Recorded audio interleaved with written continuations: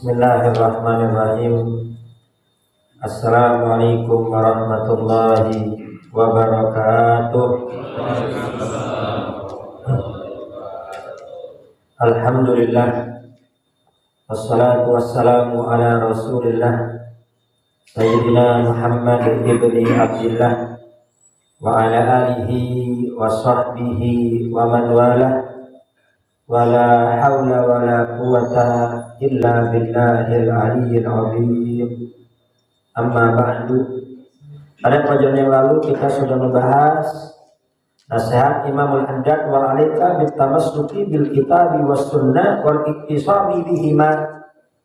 Itu berpegang teguh, memegang erat terhadap aturan Al-Qur'an dan hadis Nabi besar Muhammad sallallahu alaihi wasallam. Sekarang kita lanjutkan wa iyyaka. Hati-hati wa muhdatsatil umuri wa mukhtalafatil ara'i. Hati-hati dengan perkara-perkara yang baru dalam agama dan pandangan-pandangan yang nyeleneh. Faqad qala alaihi salatu wassalam, sungguh Nabi besar Muhammad sallallahu alaihi wasallam pernah bersabda, kullu muhdatsatin bid'atun wa kullu bid'atin dhalalatun. Setiap perkara yang baru itu hukumnya bid'ah, dan setiap yang bid'ah itu sesat. Faqala alaihi salam, bersabda Nabi besar Muhammad sallallahu alaihi wasallam, man ahdatsa fi amrina hada, barang siapa yang membuat-buat di dalam perkara agama ma laysa minhu, padahal itu tidak termasuk aturan agama, fa huwa raddun, maka itu semua tertolak. Wal bid'ah thalathun, dan bid'ah itu terbagi menjadi tiga. Yang pertama bid'atun hasanatun, bid'ah yang baik. Wa hiya ma ra'ahu a'immatul huda mimma yuwafiqul kitab wa sunnah, yaitu perkara-perkara yang dipandang oleh para imam, oleh para ulama, oleh para kiai al-huda yang mendapat petunjuk yang sesuai dengan Al-Quran dan sunnah, min haitsu itharil aslahi wal anfa'i wal ahsan, dari segi maslahatnya, dari segi manfaatnya, dari segi bagusnya. Jadi bid'ah hasanah itu adalah bid'ah, ya, sesuatu yang dipandang bagus oleh para imam, oleh para salaf kita, dilihat dari segi bagusnya, manfaatnya, baiknya, dan sesuai dengan isi Al-Quran dan sunnah Nabi besar Muhammad sallallahu alaihi wasallam. Wadhalika, seperti apa itu bid'ah hasanah?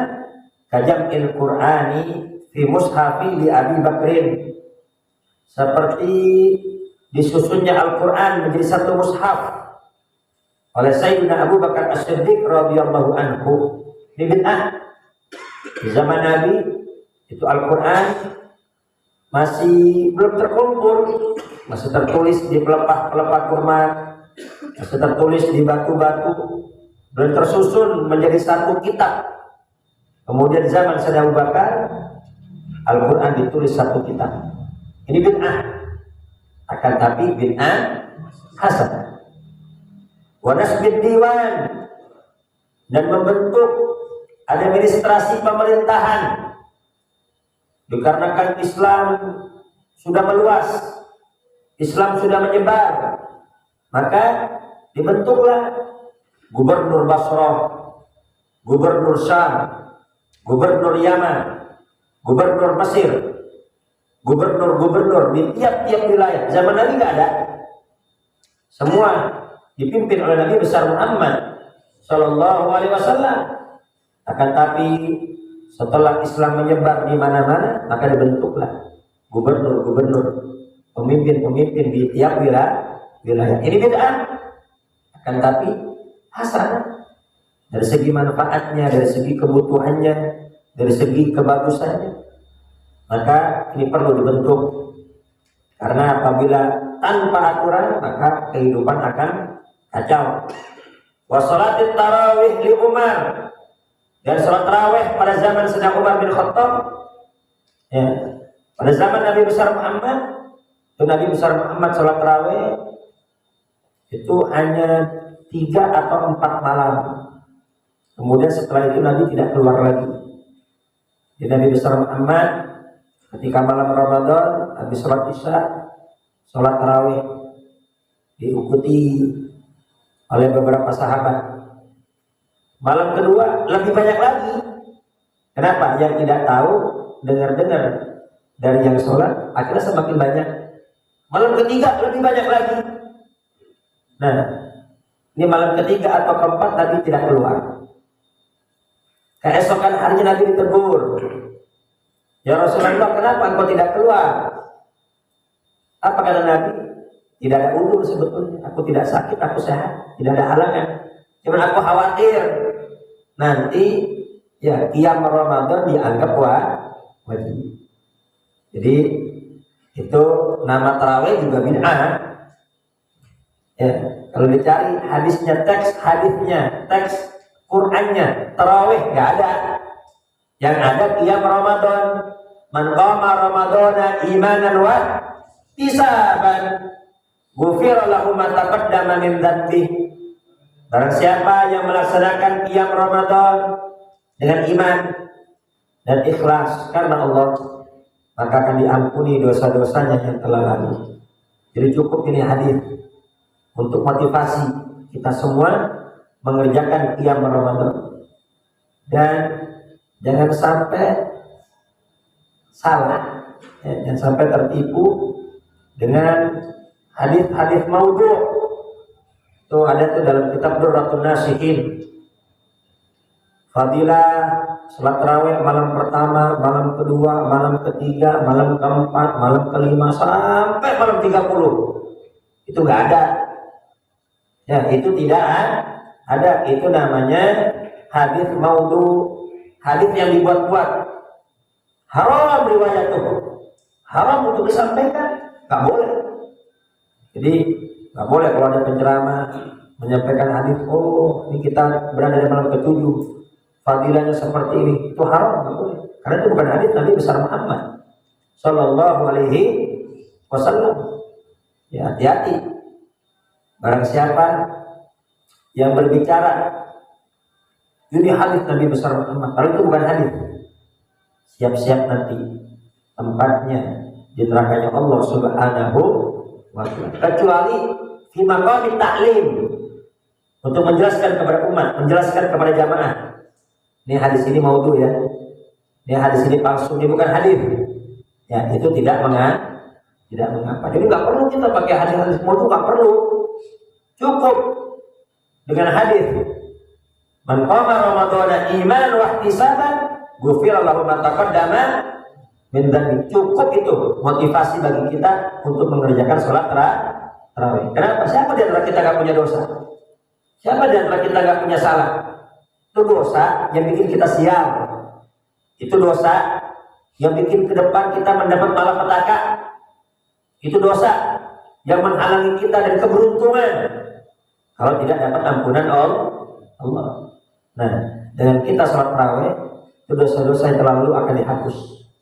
Berarti apa? Kalau udah dihapus, yang tadinya bakal sial, yang tadinya bakal celaka, yang tadinya bakal binasa, yang kedepannya akan banyak masalah, kalau udah dihapus bagaimana? Insya Allah penuh dengan keberuntungan, penuh dengan kebahagiaan, penuh dengan keberkahan. Cukup ini motivasi untuk orang-orang mengerjakan qiyam Ramadan. Kenapa kok dinamakan tarawih? Ya, dinamakan tarawih artinya apa? Sholat yang banyak istirahatnya. Sholat yang banyak istirahatnya. Kenapa? Karena sholatnya itu panjang.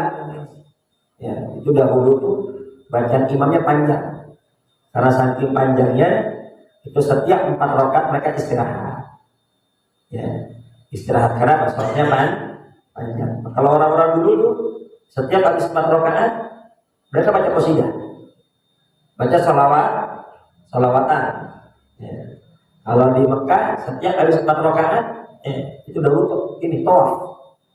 Habis 4 rakaat mereka tawaf. Kemudian sholat lagi. Ya. Intinya nama tarawih juga bid'ah. Ya. Nah, zaman Sayyidina Umar bin Khattab radhiyallahu anhu, ya, ini sudah pernah lihat orang melaksanakan qiyam Ramadan masing-masing. Ya, di Masjidil Haram, di Masjid Nabawi ada 3 orang sholat, ada 10 orang sholat, berkelompok. Nah, Sayyidina Umar ini kalau digabungin jadi satu, ditentukan waktunya dengan imam yang satu, ini bagus ini. Akhirnya dipanggillah Ubay bin Ka'ab untuk jadi imam. Diumumkan mengerjakan sholat yang Ramadan. Nah, ketika sudah sholat bersama-sama, apa kata Sayyidina Umar? Nikmatul bid'atu hadir. Seenak-enaknya bid'ah yang ini. Ya. Seenak-enaknya bid'ah yang ini. Jadi bagus. Ya, jadi nggak semua bid'ah itu sesat. Nanti akan kita bahas. Nah, kemudian tartibul mushaf, ya, mentertibkan mushaf, menyusun mushaf. Kemudian juga memberi titik, memberi harokat, itu juga bid'ah. Di zaman Nabi itu tidak ada titiknya, sehingga tidak ada beda antara ba, fa, ta. Ya.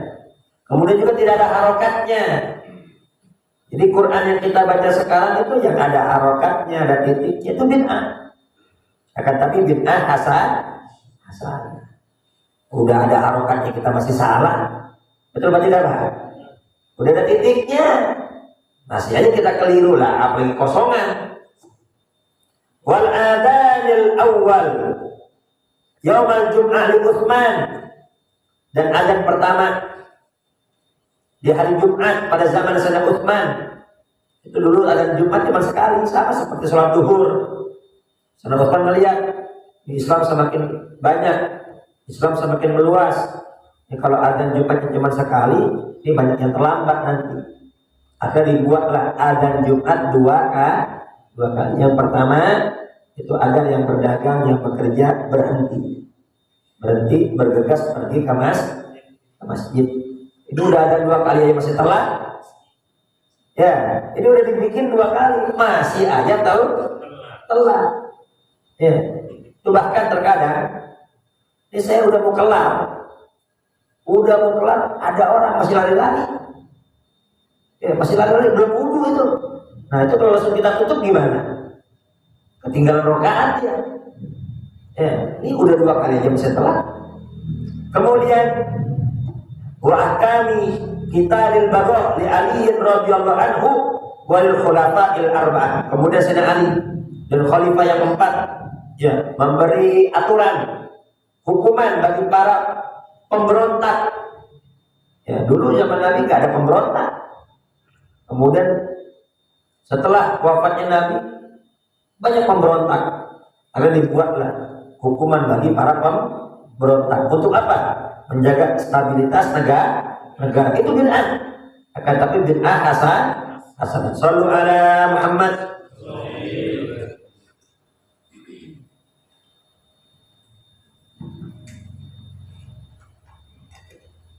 Wataniyatu yang kedua, bid'atun madmumatun, bid'ah yang tercela. Ala lisani zuhdi wal wara'i wal qana'ati faqat. Akan tapi menurut ahli zuhud, wara' dan qana'ah saja. Ya, ini kalau menurut orang yang wara', menurut orang yang zuhud, ini tercela, gak bagus. Apa itu? Katawassu'i fil malabisi wal ma'akili wal masakil mubahati, seperti bermewah-mewahan dalam pakaian, dalam makanan, dalam tempat tinggal yang mubah. Sebetulnya hukumnya mubah. Akan tapi bagi orang-orang yang top, orang-orang yang warok, yang qanaah, yang zuhud, ya, makan dengan lauk yang banyak itu bid'ah. Kayak kita nih kalau lagi bukber, Ya, kita kalau bubur apa tuh? Cendol ada, timun suri ada, es campur ada teh manis ada, tempe ada, bakwan ada, risol ada. Bid'ah itu. Ya, kalau kita pernah ke Mekah atau Madinah, ya itu kalau buka orang sana kalau buka bagaimana? Ya udah korma, roti, nggak ada bakwan, nggak ada bakwan, nggak ada tempe, nggak ada kan? Nggak ada buras. Sampai-sampai saya heran, ya ini ya Allah, kita nikmat banget tinggal di Indonesia. Ya, makanan berlimpah. Di sana ya udah itu aja. Yang pernah Ramadan di Mekah Madinah, yang menu bukan itu aja. Ya. Jadi bermewah-mewahan, maksudnya banyak lauk itu hukumnya bid'ah. Bid'ah yang tercela bagi orang yang warok, yang zuhud, dan orang yang qanaah. Ya, nggak haram mubah. Ya. Akan tapi dalam kitab Ihya Ulumuddin itu ada makan yang nggak kena hisab. Makan banyak mewah nggak kena hisab. Kapan itu? Menjamu tamu. Ketika kita menjamu tamu, mengundang makan, ya itu makan banyak itu nggak kena hisab kita. Kenapa? Saking dianjurkannya menghormati tamu. Gitu. Ya. Itu sehingga para ulama, orang-orang soleh kalau makan sendirian itu biasa. Tapi kalau sudah bersama tamu, ya itu lauknya banyak. Kenapa? Untuk menghormati tamu. Shallu ala Muhammad. Nah, itu kalau di Mekah Madinah, kalau kita kangen sama gorengan, kangen sama ini, kita harus keluar cari pedagang-pedagang Indonesia. Ya, itu cuman bakwan sama tempe, cuma 3 lauknya, cuma tiga potong gorengan. Ya, itu 5 real. Sudah 5 real. Ya Allah. Jadi kita kalau kita yang doyan makan ya udah Indonesia cocok banget. Baik, wasali satu yang ketiga, bid'atun madmumatun mutlaqan, bid'ah madmumah yang tercela. Apa itu? Wa hiya ma khalafa nususul kitab wa sunnah. Yaitu semua yang bertentangan dengan Al-Qur'an dan sunnah. Itu namanya bid'ah madmumah, bid'ah yang tercela. Au kharraqa ijma'ul ummah, atau yang bertentangan dengan mayoritas umat Islam. Jadi ada hadis Nabi besar Muhammad, mar'ahul muslimuna hasanan fa huwa indallahi hasan. Yang dipandang oleh mayoritas orang Islam itu baik, berarti itu hukumnya boleh. Tapi yang dipandang oleh mayoritas orang Islam itu buruk, berarti itu hukumnya buruk. Tapi Islam yang beneran, bukan Islam KTP ini. Ya. Jadi kalau kita melihat ada ikhtilaf, ada perbedaan, apa kata Nabi? Fa'alaikum bis-sawadil a'dham. Ikutilah kelompok terbanyak. Ikuti ulama terbanyak, ikuti kiai terbanyak, ikuti habaib terbanyak. Kiai secara perorangan bisa salah. Habaib secara perorangan bisa salah. Karena manusia, bukan Nabi, bukan Rasul. Tidak maksum. Dan Nabi besar Muhammad SAW, dia di antara mukjizat Nabi tahu nanti akan banyak pertentangan, akan banyak perbedaan. Apabila terjadi perbedaan, ada yang mengatakan A, ada yang mengatakan B, lihat mayoritas kiai kemana, mayoritas habaib kemana, mayoritas ustadz kemana. Yang mayoritas itu yang benar. Ya, karena Nabi besar Muhammad SAW pernah meminta kepada Allah, ya, la tajtami'u ummati ala dhalalah. Ya Allah, jangan kumpulkan umatku dalam kesesatan. Maka kelompok terbanyak berarti itu kelompok yang benar. Fa'alaikum bisawadil a'dham. Maka hendaknya engkau mengikuti kelompok terbanyak. Faman sadda finnar. Barang siapa ya, yang keluar dari kelompok terbanyak, hati-hati. Itu bisa terjerumus ke dalam api nerakanya Allah Subhanahu wa ta'ala. Waqad waqa'a min hadzal naw'i lil mubtada'ati katsirun fil usuli, dan kebanyakan Bid'ah yang tercela ini dalam perkara usul, dalam perkara akidah. Ya, seperti apa? Seperti pemahaman Syiah. Tapi Syiah ini nanti akan banyak sektenya. Syiah ini akan banyak sektenya, macam-macam. Ada Syiah yang sesat, ada Syiah yang kafir, ada yang Syiah sama seperti kita. Contohnya pengarang kitab syarah daripada Bulughul Maram, Subulus Salam.